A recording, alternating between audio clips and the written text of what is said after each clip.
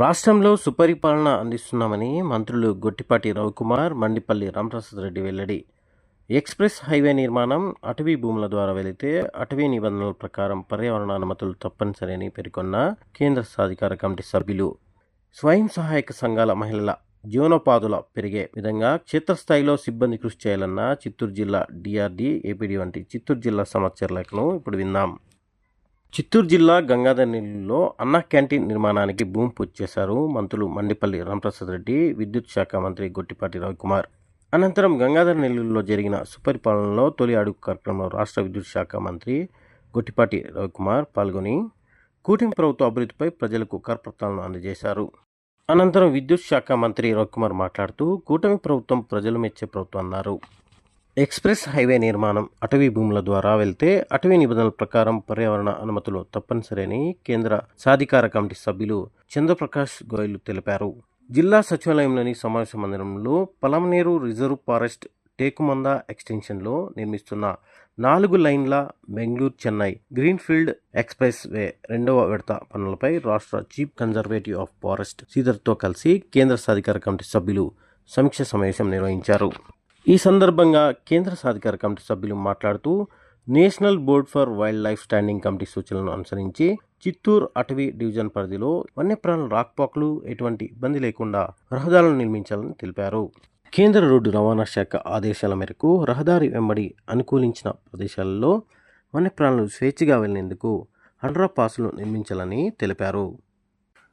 రాష్ట్ర ముఖ్యమంత్రి నారా చంద్రబాబు నాయుడుతోనే ప్రజల వద్దకు పాలన సాధ్యమవుతుందని చిత్తూరు పార్లమెంట్ సభ్యులు దగ్గుమల్ల ప్రసాదరావు, చిత్తూరు ఎమ్మెల్యే గురజాల జగన్మోహన్ అన్నారు. సుపరిపాలనలో తొలి అడుగు కార్యక్రమంలో భాగంగా చిత్తూరు నియోజకవర్గం చిత్తూరు 16వ వార్డు దుర్గానగర్ కాలనీలో ఇంటింటికి తెలుగుదేశం పార్టీ కార్యక్రమం నిర్వహించారు. ఇందులో చిత్తూరు ఎంపీ దగ్గుమల్ల ప్రసాదరావు, చిత్తూరు ఎమ్మెల్యే గురజాల జగన్మోహన్లు పాల్గొన్నారు. అనంతరం ఎంపీ మాట్లాడుతూ కూటమి ప్రభుత్వం ప్రజాప్రభుత్వం అన్నారు.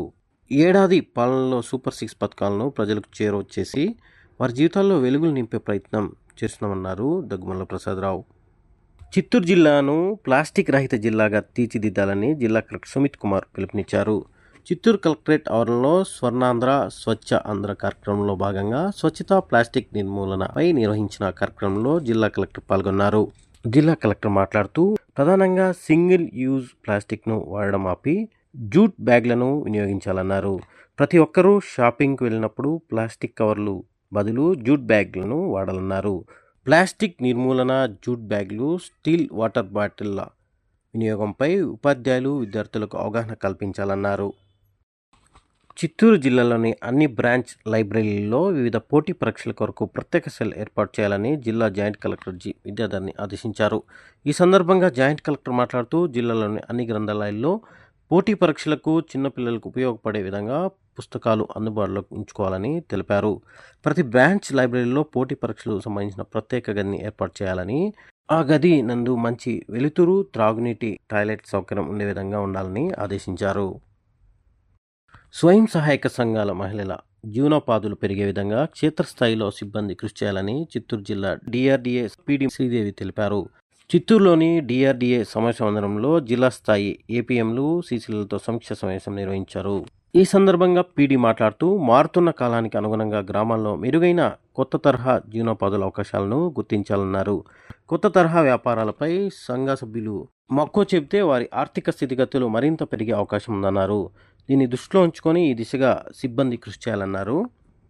ఇప్పటి వరకు చిత్తూరు జిల్లా సమాచార లేఖను విన్నారు. వచ్చే నెల మరింత సమాచారంతో మళ్ళీ కలుద్దాం. వ్యాఖ్యానం చిత్తూరు జిల్లా ఆకాశవాణి ప్రతినిధి విఆర్ చంద్రశేఖర్.